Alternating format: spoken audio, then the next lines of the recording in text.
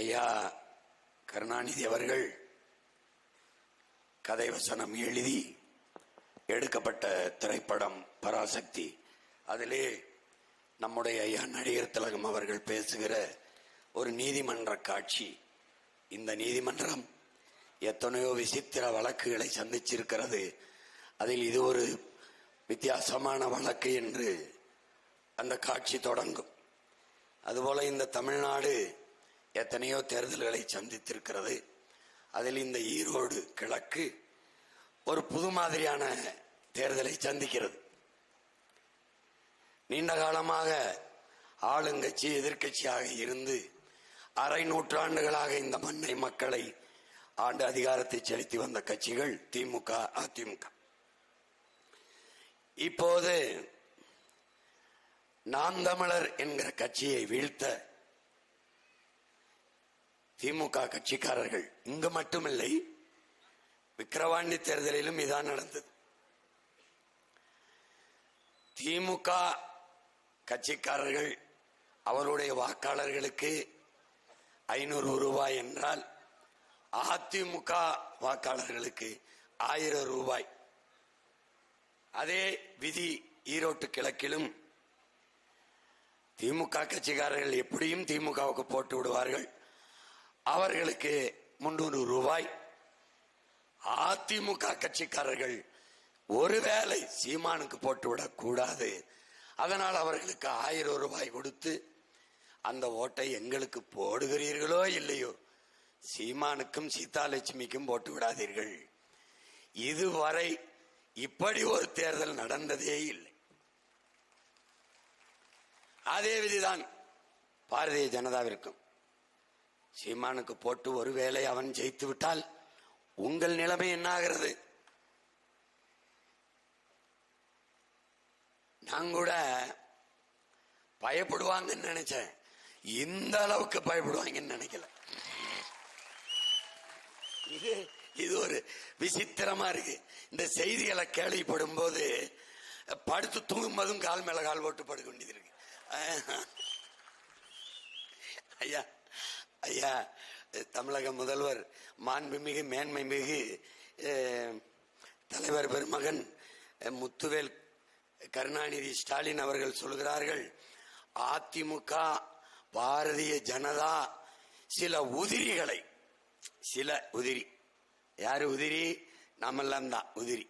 இந்த உதிரிகளை வைத்து பெரியாரை விமர்சிக்க செய்கிறார்கள். ஐயா ஒன்றை கவனியுங்கள், தமிழ்நாட்டிலே கேவலமான உதிரி நீங்க தான். நாங்கள் உதிரி இல்ல, உறுதி. இதை நல்லா நினைவில் வச்சுக்கிட்டு பேசணும். ஏன்னா உதிரியா நீங்க இருக்கிறதுனாலதான் உங்களை மாலையே உதிரியா இருக்கிற நிறைய கூட்டத்தை சேர்த்து கொண்டு களத்துக்கு வருகிறீர்கள். நாங்கள் உறுதியாக இருப்பதால் தான் தனித்து தனித்து தனித்து களத்திலே நிற்கிறோம். எல்லோருக்கும் புரியும்படி ஒரு சான்று, கோயிலை கட்டுவதற்கு பல கற்கள், உதிரி உதிரி உதிரி கற்கள். ஆனால் கோயிலிலே வழிபாட்டு தலத்திலே உள்ளே இருக்கிற கற்ப கிரகம் என்ற கருவறைக்குள் இருக்கிற வழிபாடுகிற சிலை ஒரே கல்லில் செதுக்கப்பட்ட உறுதியானது. அப்படி உறுதியானதை ஒன்றை எதிர்க்கத்தான் உதிரிகளை திரட்டிக் கொண்டு நீங்கள் வருகிறீர்கள். உண்மையிலேயே நான் சொல்றேன், என் தலைவர் மேன ஆணையா சொல்றேன், நாங்கள் பெரியாரை எதிர்க்கல, விமர்சிக்கல, இழிவா பேசல. பெரியாரை வைத்து அரசியல் செய்கிறோம். நீங்க 60 ஆண்டுகளா பெரியாரை வச்சு அரசியல் செஞ்சுக்கிட்டு இருந்தீங்க. அதே பெரியாரை வச்சு இப்ப நாங்க அரசியல் செய்யறோம். ஏன் நீங்க பயப்படுற? நீ பெரியாரை பற்றி பேசினாய், நான் பெரியார் பேசினதை பேசுகிறேன், இவ்வளவுதான். பெரியாரை நாங்கள் இழிவு செய்யவில்லை. இது எனக்கு உயிர்ப்பால் ஊட்டிய தாய், அறிவிப்பால் ஊட்டிய தமிழ், எல்லாவற்றுக்கும் மேலான என் தலைவன் பிரபாகரன் மீது ஆணை, நாங்கள் பெரியாரை இழிவு செய்யவில்லை. பெரியார் தான் 60 ஆண்டுகளாக என் மொழியை, என் இனத்தை இழிவு செய்திருக்கிறார். அந்த வாதத்திற்கு வரணும். நான் எடுத்து வைக்கிற கருத்திற்கு எதிர் கருத்து தான் பேசணும். அவதூறுக்கு பிறந்த அவதூறுகளே அவதூறை அள்ளி கொண்டு வரக்கூடாது. புரியுதா?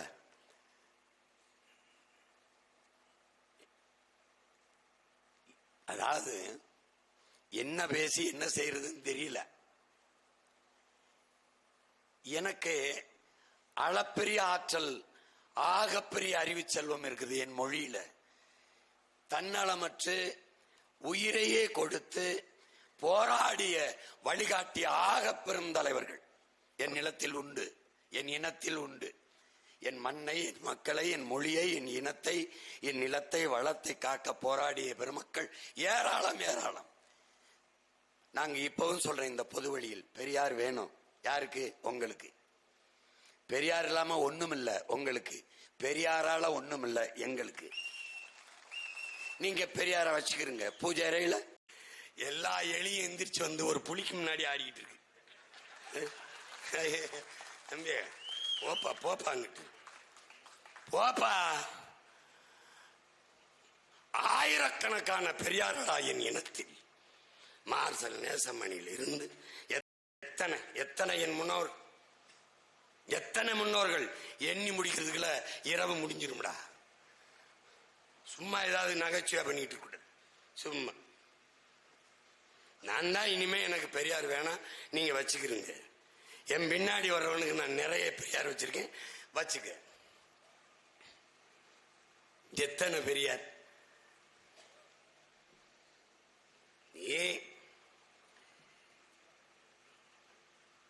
கூறா இந்த அரசியலை பாரு. ஈழத்துல நம்ம இன மக்களை கொன்று குவிக்கிறான். உன் ஆழ்மனதை தொட்டு சொல்லு. ஒரு தன்மானமிக்க மான தமிழ் மகன் கையில் அந்த அதிகாரம் இருந்தா அந்த போரை நடத்திருக்க முடியும்னு நீ யாராவது நினைக்கிறியா? அது கூட வேணாம். உன் முன்னாடி நிக்கிற உன் அண்ணன், உன் உடன் பிறந்தவன், உன் மகன் சீமான், இன்னைக்கு இருக்கிற சீமான் கிட்ட இருக்கிற இந்த படை அன்னைக்கு இருந்திருந்தால் இவன் போரை நடத்திருக்க முடியும் நீ நினைக்கிறியா? சொல்லு. அதான் வரலாற்றில் பெருந்துயரம். என்ன செஞ்சிட முடியுங்கிற இனப்பற்று. இதெல்லாம் என்ன நினைக்கிற நீ? பாகிஸ்தான்ல இருந்து பங்களாதேஷ் எப்படி பிரியுது? இங்கிருந்து பாகிஸ்தான் போகும்போது மதமா போகுது. முகமது அலி ஜின்னா தலைமையில் அங்க போய் உருது ஆட்சி மொழி என்று சொல்லுகிற போது டாக்கா பல்கலைக்கழகத்தில் படித்துக் கொண்டிருந்த இளைஞன் முஜிபுர் ரஹ்மானும் நண்பர்களும் அப்ப என்னுடைய தாய்மொழி என்னானது என்று கேள்வி எழுப்பினான். ஒரே மதம், மதம் இல்ல மார்க், ஓர் இறை, ஓர் இறை, அளவற்ற அருளாளன், நிகரற்ற அளவற்ற அன்பாளன், நிகரற்ற அருளாளன், ஏக இறைவன் அல்லாஹ். ஒரே மொழி, நபிகளின் மொழியே வழி, ஏற்று சென்ற மார்க்கம் இஸ்லாம். அங்கே போய் தனி நாடு பாகிஸ்தான், உருது ஆட்சி மொழி. அப்ப என் தாய்மொழி என்னானது என்று கேட்டான். அவன் தாய்மொழி வங்க மொழி. போராட்டம் வெடித்தது, கலவரம். வங்காளிகள் தாக்கி அளிக்கப்படுகிறார்கள், இஸ்லாமியர்கள் தான். ஆனால் அங்கு மொழியா இனமா என்றால், மதமா என்றால், மார்க்கமா என்றால் மொழியும் இனம்தான் நின்றது. சண்டை அடிச்சான். அன்னைக்கு மேற்கு வங்கத்தின் முதல்வர் காங்கிரஸ் கட்சியின் முதல்வன் யார்? இந்து, சோக்கால்டு இந்து. இவங்க சொல்ற இந்து சித்தார்த்த சங்கரை எழுந்தான். அவன் சொல்றான் இஸ்லாமிய மக்களை கொள்கிறார்கள். பேசல பேசல, என் இன மக்களை கொள்கிறார்கள் பாகிஸ்தானில். அவர்களை காக்க யார் பிரதமர்? இவன் கட்சி தலைவர் இந்திரா காந்தி. அம்மையார் இந்திரா காந்தி அவர்களே, என் இன மக்களை பாதுகாக்க நீங்கள் ராணுவத்தை அனுப்புகிறீர்களா அல்லது என்னுடைய காவல் படையை, போலீஸ் படையை அனுப்பி பாதுகாக்கட்டுமா என்று எச்சரித்தான். பணிந்த அம்மையார் இந்திரா காந்தி இந்திய ராணுவத்தை அனுப்பி போரிட்டு கிழக்கு பாகிஸ்தானை பிரித்து அவனுடைய தாய் மொழியிலேயே வங்களாதேசம் என்ற நாட்டை பிரித்து கொடுத்தார். ஈழத்திலே போர், இந்த நாட்டில் கழிவறை, குடிப்பறை ரெண்டை தவிர எல்லாத்துக்கும் பெயர் சுற்றி வருகிறார் பெருமகனார் ஐயா ஸ்டாலின். துரோகம் என்று ஒரு தமிழில் சொல்லுண்டு, அதற்கு இன்னொரு சொல்லும் உண்டு, கருணாநிதி என்று. கருணா என்றும் சுருக்கி சொல்லலாம், கருணாநிதி என்றும் கொஞ்சம் நீட்டி சொல்லலாம். இதற்கு முன்பு பெரிய துரோகம் உண்டு, தமிழுக்கும் தமிழினத்திற்கும் செய்த துரோகம். அதுக்கு இன்னொரு பெரிய பெயர், பட்ட பெயரா சொல்லலாம், இந்த தெருவின் பெயரை சொல்லலாம்.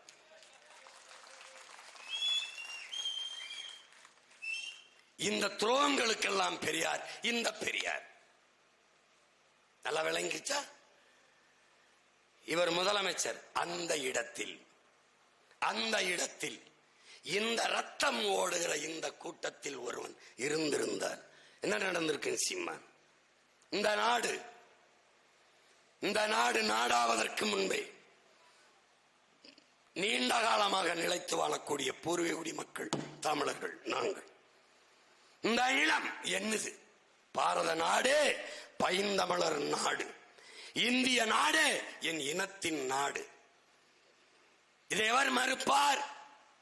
உலகத்திலே ஆக சிறந்த கல்வியாளன் ஒரு மனிதன் தன் வாழ்நாளிலே 10,000 புத்தகங்கள் படிக்க வேண்டும். ஆனால் 64,000 புத்தகங்களை படித்த ஆக பெரும் கல்வியாளன். தெற்காசியாவிலே தனி ஒரு மனிதனின் நூலகம், லைப்ரரி மிக பெரிதாக இருந்தது ஒருவனுடையதுதான். இவன் ஜமீனோ திவானோ மன்னனோ கிடையாது, ஒரு குடிமகன். இந்திய அரசியல் சாசனத்தை வகுத்து தந்தவன், சட்ட மேதை. ஆனால் அம்பேத்கர் சொல்லுகிறார், இந்த நாட்டை என் நாடு என்று சொந்தம் கொண்டாடி கொள்ள இந்த நிலத்தில் ஒருத்தனுக்குத்தான் உரிமை உண்டு, அது தமிழனுக்குத்தான் என்று. இந்த நாடு அடிமைப்பட்டு கிடக்கிற போது தூக்களே தொங்கியவர்கள் என் முன்னவர்கள், செக்கிழுத்தவன் என் முன்னோன், சிறைப்பட்டு வதைப்பட்டு முதிபட்டவன் என் முன்னோன். விடுதலை பெற்ற பிறகு வரி செலுத்தி வாக்கு செலுத்தி இந்த நாட்டின் சட்ட திட்டத்திற்கு கட்டுப்பட்டு தேசிய ஒருமைப்பாடு இறையாண்மையை காத்து வாழ்கிற மூத்த குடி தமிழ் குடி. என் இனத்தின் உறவுகள், எம்மின மக்கள், எம் சொந்தங்கள் இன்னொரு தாய் நிலத்தில் சிங்களர்களால் கொன்றொழிக்கப்படுகிறார்கள். என் இனத்தின் வரலாற்று பகைவன் என் இனத்தை அழித்துக் கொண்டிருக்கிறான். என் வரியிலே, என் வருவாயிலேயே அவனுக்கு ஆயுதமும் கொடுத்து, பணமும் கொடுத்து, பயிற்சியும் கொடுத்து உதவி கொண்டிருக்கிறாய். என் இனத்தை கொல்வதற்கு இந்திய பெருநாடு ஆயுதம் கொடுத்து பயிற்சி கொடுக்குமானால், என் இனத்தை காப்பதற்கு தமிழர்கள் நாங்கள் பணமும் பயிற்சியும் கொடுப்போம். இலங்கை உங்கள் நட்பு நாடு என்றால், இலங்கையில் வாழ்கிற சிங்களர்கள் உங்களுக்கு நண்பர்கள் என்றால், தமிழர்கள் நாங்கள் யார்? இது கேள்வி. எங்கே? சட்டசபையிலே. இலங்கை நட்பு நாடு என்றால், என்னையை தாண்டி நீ ஒரு நண்பனை தேடுகிறாய் என்றால், இலங்கையில் சிங்களர்கள் உனக்கு வேண்டும் என்றால் அவர்களை வைத்துக்கொள், என்னையை விட்டுவிடு. நான் வேண்டும் என்றால் என்னை வைத்துக்கொள், அவர்களை விட்டுவிடு. இதுதான் சட்டசபையில் தீர்மானம். போட்டால் என்ன செய்து விடுவார்கள் என்று பார். ஆனால் ஒரு அற்ப நாடக ஆசிரியர் அதே நாடகத்தை காலையில் உணவருந்தி விட்டு கடற்கரையில் இந்த பக்கம் ஒரு குளிரூட்டி, இந்த பக்கம் ஒரு குழிவூட்டி, இந்த பக்கம் தயாளம்மாள், இந்த பக்கம் ராசாத்தி அம்மாளை வைத்து படுத்துவிட்டு சரியாக மதிய உணவுக்கு வீட்டுக்கு திரும்பி போர் முடிந்து விட்டது. உன்னால் நம்ப முடிகிறதா? போர் முடிந்து விட்டது என்று இவர் சொன்ன செய்தி அங்கு பரவ, பதுங்கு ஒலிக்கில் பதிவு இருந்த நம் தங்கைகள், அக்காக்கள், நம் உறவுகள் போர் முடிந்து விட்டது என்று வெளியே வந்த பிறகு மொத்தமாக குண்டை போட்டு ஆயிரக்கணக்கான மக்களை கொன்று குவித்தார். இந்த காட்சிகளை கற்பனை செய்துவார். பதுங்கு குழி, அதை பங்கர் என்று சொல்வது. அதுக்குள்ளே பதுங்கி பல நாட்கள் பட்டினி பசியுமாக உண்ண உணவில்லாம ரொட்டி துண்டுகளை கழிவறைக்கு அவசரத்துக்கு சிறுநீரோ கழிவோ வெளியே போக முடியாமல் உள்ளே இருந்த நம் சொந்தங்கள் பசி பசி என்று பிள்ளைகள் மயங்கி கிடந்ததை பார்த்து வழி இல்லாமல் வெளியிலே மேட்டிலே எந்திரிச்சு ஒரு கல்லை வச்சு ஒரு தண்ணி பானையை வச்சு தண்ணியை ஊற்றி கொஞ்சம் அரிசியை போட்டு கொதிக்க வச்சு கொடுக்கலாம் என்று எந்திரிச்சு இப்படி பார்க்கிற போது அப்படியே இந்த பூக்களை இதுகளை தூவார்கள்ல, அதுபோல கையும் காலும் தலையும் கழுத்தும் குடலும் செதறி நம் உறுப்புகள் செதறி விழுவதை பார்த்தேன் அண்ணா.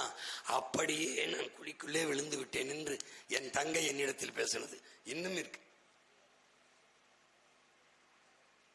அந்த இடத்துக்கு நீ போக வேணாம்னு நினைக்கிறேன். எல்லாரும் வாங்க, விடுதலை புலிகள் கட்டுப்பாட்டு இருந்தவங்கள வாங்க, இங்க வந்துருங்க, எங்க கிட்ட வாங்க, நாங்கள் உங்களை பாதுகாப்பு தருகிறோம் என்று சிங்களர்கள் அழைக்க, சரி நீங்கள் போங்கள் என்று மக்களை அனுப்ப வந்த என் மக்களை, என் சொந்தங்களை சோதனை சாவடி என்று போட்டு இந்த பக்கம் சிங்கள ராணுவ வீரர்கள் அங்கே 300 மீட்டருக்கு அங்கே நிறுத்தி என் அப்பாவுக்கு முன்னாடி என் அம்மாவை, என் அம்மாவுக்கு முன்னாடி என் அப்பாவை, என் தாய்க்கும் தந்தைக்கு முன்னாடி என்னை, எனக்கு முன்னாடி என் தங்கையை நிர்வாணப்படுத்தி நிறுத்தி வரிசையாக வருகிற போது 18, 16, 20, 25, 30 வயது மதிக்கத்தக்க என் தங்கைகளின் திறந்த மார்பை சிங்களன் இப்படி திரி இது என்ன குண்டா வெடிக்குமா என்று செய்ததை பார்த்த பிறகு நான் அதற்கு காரணமான கை இந்த சூரியனுக்கு ஓட்டு போட்டால் நான் நல்ல ஆத்தாளுக்கு அப்பனுக்கு பிறந்தவன் தான். கேடுகிட்ட கேவலங்கள். உன் மொழியை முட்டாள்களின் மொழி, காட்டு மிராண்டி மொழி, சனியன், அதை விட்டொழி என்று சொன்னவனுக்கு தந்தை என்று போற்றுகிற ஒரு மானங்கட்ட இனக்குட்டம் உலகத்திலே தமிழான தண்டா இருப்பான். இப்படி ஒரு மொழியை, தெலுங்கை, கன்னடத்தை, துளுவை, மலையாளத்தை, மராட்டியை, ஏதாவது ஒரு மொழியை, இது சனியன், இது காட்டு மிராண்டி மொழி, இதை படித்தா பிச்சை எடுக்க முடியாது. எப்படி? குழந்தைகளுக்கு, பிள்ளைகளுக்கு தாய்மொழியில் கல்வி கற்க வேண்டும். அது தாய்ப்பாலை போல. தாய்ப்பால் எவ்வளவு அவசியமோ அப்படி தாய்மொழி கல்வி அவசியம். இது யாரு? காந்தி. தமிழிலே படிக்கணும், தமிழிலே பேசணும். இது யாரு? தாய்ப்பால் பைத்தியங்கள். இது யாரு? உங்கள் பெரியார். பைத்தியக்கார. உலகத்துல ஒரு கேவலப்பட்டவங்க கூட தெரியும்டா. உன்னை மறந்து உறங்குகிற போது உனக்கு எந்த மொழியில் கனவு வருகிறதோ அதான்டா உன் கல்வி மொழி. தாய்மொழியில் படித்தவன் படைக்கிறான், படிக்காதவன் பயன்படுத்துகிறான். உலகம் புறா மேடின் இந்தியா மேக்கின். ஏன்டா உன் மொழியை இழிவாக, உலகத்தின் முதல் மொழியை, பெருமை மிக்க ஒரு இனத்தின் கூட்டத்தை உனக்கு வேறந்தான் எப்படின்னா ஒரு எளிய தத்துவம் தானடா. வீட்டுக்கு தகப்பனை, நாட்டுக்கு தலைவனை கடன் வாங்க முடியாதரா, கூடாதரா. அது ஒரு கேவலம். எனக்கு அப்பா இல்லடா, எங்க அப்பா இறந்துட்டாரு. பக்கத்து வீட்டுல அப்பா இருக்காரு, எதிர்த்து வீட்டுல அப்பா இருக்காரு, அந்த வீட்டுல அப்பா இருக்காரு. எங்க வீட்டுக்கு அப்பா இல்ல, நீங்க வர்றீங்களா எங்க வீட்டுக்கு அப்பாவா இருக்கீங்களான்னு நீ கூப்பிடுவியாடா சொல்ற. ஏய் கூப்பிடுவியா? என் அப்பன் இல்லை என்றால் என்ன? அந்த அப்பனுக்கு பிறந்த மகன், இந்த தாயின் மாரிலே முதலாக பால் குடித்த மூத்த மகன் தலைமை ஏற்று என் குடும்பத்தை வழி நடத்துவா. அவன் தான் அந்த தன்மானம் மிக்க மகன். அப்புறம் தகப்பன் என்பவன் ரத்தவனா இருக்கணும், தலைவன் என்பவன் என் ரத்தவனா இருக்கணும்டா. அதான்டா கோட்பாடு. என் மொழி புரியாதவன் எனக்கு இறைவனா இருக்க முடியாது, என் வழி உணராதவன் எனக்கு தலைவனா இருக்க முடியாது. இப்படிதான் தட்சாலி வரான். இவ்வளவுதான் பிலாசபி. ரொம்ப போட்டு குழப்பிக்காத. ஏற்றுக்கொண்ட கொள்கைக்கு குறுக்கே பெத்த தாய் தந்தையரை வந்தாலும் எதிரிதான். தாயை பழித்தவனை யார் தடுத்தாலும் விடாது. தமிழை பழித்தவனை தாயே தடுத்தாலும் விடாதே. என் தாத்தன் புரட்சி பாவலன். இப்ப என் தாய் தமிழை பழித்தவனை பெரியாராது சிறியாராது அடா வளதாண்டா. உன் அடிப்படைய உன் ஃபண்டமெண்டல் மிஸ்டேக் ராங். இதுக்கு மேல நீ ஒண்ணு புடுங்க வேணாம். எனக்கு உன் ஜமுக நீதி சமுக்கால தூக்கி அங்கிட்டு போடு. எனக்கு ஒண்ணு மர வேணாம். ஒண்ணு வேணான்றல்ல, எனக்கு வேணாம். பெரியாரால் இந்த நிலத்தில் நிகழ்ந்ததை ஒண்ணு சொல்றா. இதே திமுக எதுக்குடா சந்திரகுமார் முதலியார நிறுத்திச்சு? இன்னும் பெரிய கொம்பாதி கொம்பனாச்சுல ஒரு தொகுதி தானே. இதுல தோத்தாலும் உன் ஆட்சி கிடையாதுல. ஒரு அருந்ததியர, ஒரு பறையற, ஒரு தேவேந்திரரை நிறுத்தா. நீ பெரியாரின் சமூக நீதி புடுங்க. நீ நான் பாக்குறேன் தம்பி. சமூக நீதி, சாதிய ஒழிப்பு, தீண்டாமை, முற்போக்கு, நல்லா கவனிச்சுக்க, முற்போக்கு, இந்த என்ன சொல்றது, இந்த மூட நம்பிக்கை ஒழிப்பு, பெண்ணிய உரிமை, இட ஒதுக்கீடு, வகுப்பாரி பிரதிநிதித்துவம், இது எல்லாம் இருக்குல்லடா. திராவிடத்தில் வரும் சொல், தமிழ் தேசியத்தில் தான் அது செயல். ஓட்டு குழப்பிக்கிட்டாலே அது அவ்வளவு அவன் செய்ய மாட்டான் தம்பி. உலகத்திற்கு முன்பு பிரபாகரனை தீவிரவாதின்னு சொன்னது திராவிடம். சாய்சஸ் இந்திய வெளியுறவுத்துறையினுடைய செயலாளர், MK நாராயணனுடைய செயலாளர் உதவியாளர் சாய்சஸ் சிவசங்கர மேனன் எழுதின புத்தகம் ஆங்கிலத்தில். அது ஆங்கிலத்தில் இருக்கு, தமிழ்லையும் மொழிபெயர்த்து நம்ம தமிழ் எழுதியிருக்காங்க. இறுதி போரில் பிரபாகரன், பொட்டம்மான் உள்ளிட்ட தலைவர்களை பாதுகாத்து போரை நிறுத்தி ஒரு அரசியல் தீர்வுக்கு கொண்டு வர அமெரிக்கா விரும்பியது. அதை அன்றைய இந்திய ஆட்சியாளர்கள், யாரு, காங்கிரஸ் குடும்பத்தார் விரும்பல. குறிப்பா அதை விட்டார், குறிப்பா தமிழ்நாட்டு தலைவர்கள், யாரு ஆட்சியில் இருந்தது, எதிர்கட்சியா இருந்தது, ரெண்டு பேரும் அறவே விரும்பல.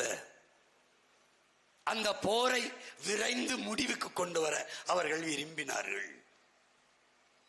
இது காரணம், பிரபாகரன் அங்கு இருப்பு கொள்வது இவர்களின் எதிர்கால அரசியலுக்கு ஆபத்தாக இருக்கும் என்று கருதினார்கள்.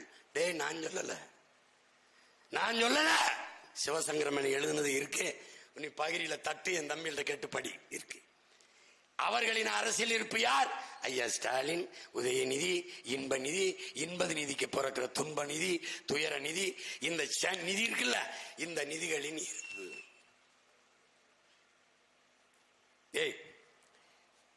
தம்பி அனுப்பிச்சாச்சு, பாலச்சந்திரன் மக்களோடு மக்கள் விட்டாச்சு.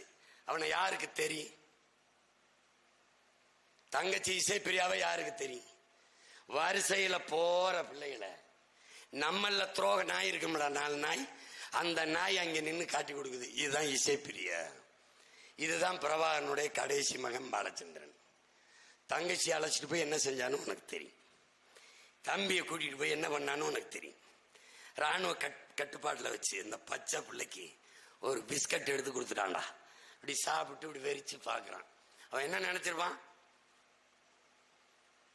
உலகம் பூரா 13 கோடி என் சொந்தங்கள் இருக்கையில, என் தாத்தா, என் பாட்டி, என் பெரியப்பா, சித்தப்பா, எங்க மாமா, மச்சினர்கள், என் அக்கா, தங்கைகள்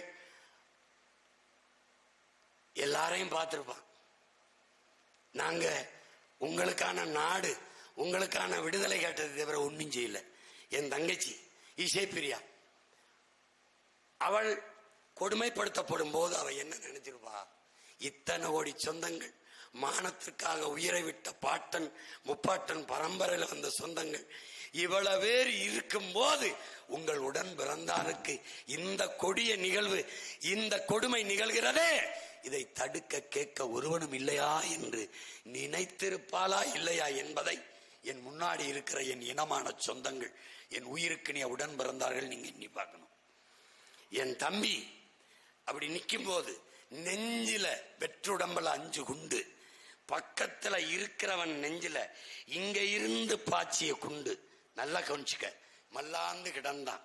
உலக நாடுகள் எல்லாம் பதறியது. இந்த நாட்டில் எவனாவது நம்மை தவிர கதறினானா? நல்லா கேட்டுக்க. பிரபாகரன் மகன் ராணுவ கட்டுப்பாட்டில் கஸ்டடியில் இருக்கிறாங்கிற தகவல் தமிழ்நாட்டு ஆட்சியாளர்கள், இங்கே இருக்கிற பெரிய பெரிய தலைவர்கள், இந்திய நாட்டின் ஆட்சியாளர்களுக்கு தெரியுமா தெரியாதா? சொல்லப்பட்டதா இல்லையா? ஒரு தடவை நீ எல்லாரும் யோசிப்ப, சொல்லப்பட்டிருக்குமா இல்லையா? ஆனால் பிரபாகரன் குடும்பத்தில் ஒருவர் கூட உயிரோட இருக்கக்கூடாது என்று இலங்கை ராணுவத்திற்கு சொல்லப்பட்டதா இல்லை? அதனால் என் தம்பியின் நெஞ்சிலே 5 குண்டுகள் பாய்ச்சப்பட்டதா இல்லையா?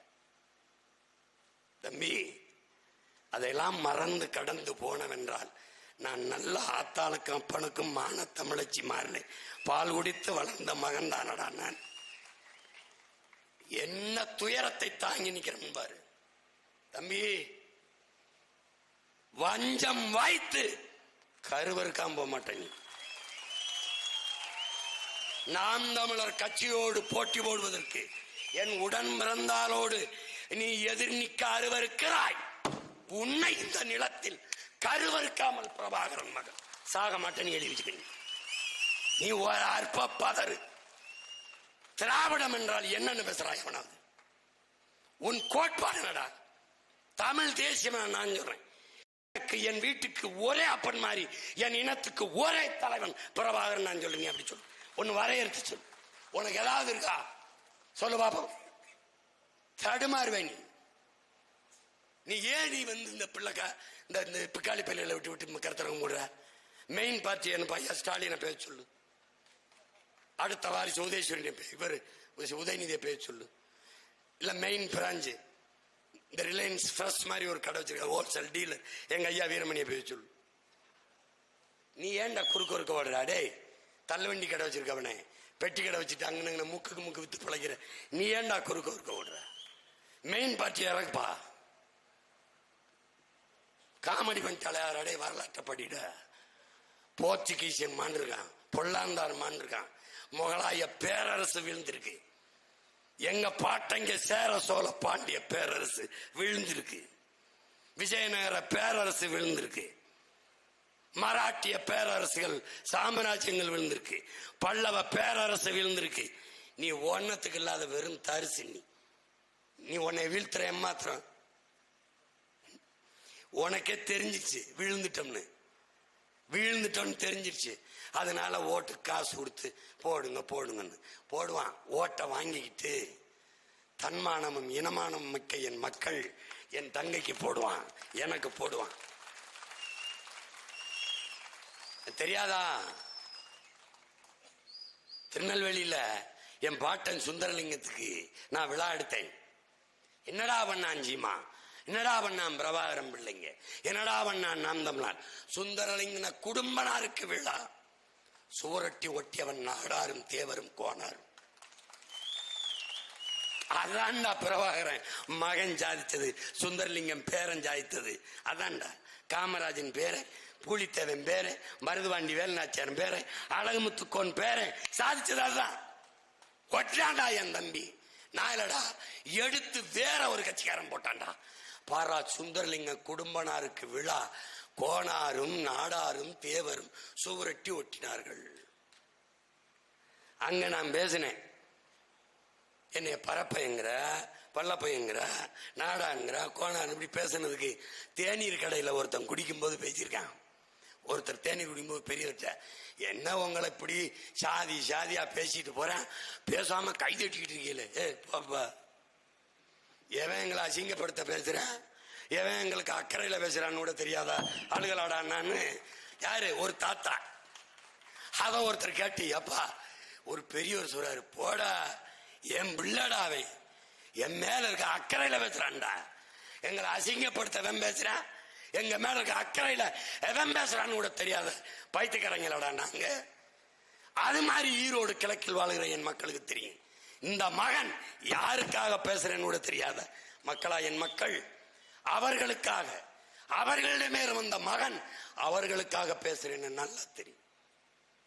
அவர்களுக்கும் பின்னாடி வருகிற அவர்கள் பிள்ளைக்காக இந்த மகன் பேசுறேன்னு தெரியும்.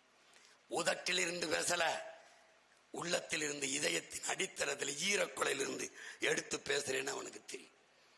உண்மையை பேசுவோம், உறக்க பேசுவோம். எங்க தாத்தா தெய்வ திருமகன் சொல்லியிருக்காரு, நீ உண்மையை பேசு, உறக்க பேசு, உறுதியாக பேசு, இறுதி வரை பேசு, நீ தான் வீரன்.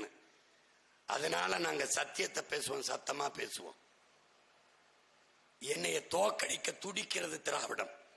நான் தோற்று போவதில், நான் வீழ்வதில் மகிழ்ச்சி என்றால் உதயசூரியனுக்கு போடு. வீழ்ந்த தமிழ் பேரினம் எழ வேண்டும், தன்மானத்தோடு தலை நிமிர்ந்து வாழ வேண்டும். இந்த இழிநிலை, போனஸ், சலுகை, மானியம், இலவசம், 5-10 அரிசி பருப்பு வேட்டி சேலைக்கு கையேந்துவது, 1000-500க்கு உரிமை விற்கிற இந்த கேடுகட்ட நிலை மாறி தன்மானத்தோடு தலை நிமிர்ந்து இந்த மண்ணு மக்களும் வாழ வேண்டும் என்றால் மாய்க்கு சின்னத்திற்கு ஓட்டு போடுங்கள். வழி கிடையாது. தலைவர்களை நம்பி விட்டீர்கள், கட்சிகளை பின்தொடர்ந்து விட்டீர்கள். ஒரே ஒரு முறை உங்கள் பிள்ளைகளை நம்புங்கள். வானத்தில் இருந்து மண்ணை ரட்சிக்க மீட்க காக்க வந்தவர்கள் அல்ல, வயிற்றிலிருந்து வந்தவர்கள். உங்கள் கண்ணீரை துடைக்க, உங்கள் கவலைகளை போக்க, உங்கள் வேதனைகளை நீக்க. வீதியில் நிற்கிறவர்கள் யார்? உங்கள் வீட்டிலிருந்து வந்தவர்கள் தான். அதிகாரத்தில் இருப்பவர்கள் யார்? கரும்பு தோட்டத்துக்குள்ளே கால் வைக்க பயந்து சிமெண்ட் சாலை போட்டு நின்றவர்கள். அறிவார்ந்த தமிழ் சமூக மக்களே, என்னிலும் இளைய என் தம்பி தங்கைகளே, எதிர்கால இந்த நிலத்தை, இந்த நாட்டை எழுச்சியும் புரட்சியும் வலிமையும் வளமையும் மிகுந்த நாடாக மாற்றி படைக்க காத்திருக்கிற இளைய தலைமுறை புரட்சியாளர்களே, உங்களுக்கு கையளிக்கப்பட்ட வரலாற்று கடமை காலம் தந்த பணி என்பதை புரிந்து கொண்டு வாக்கு செலுத்துங்கள்.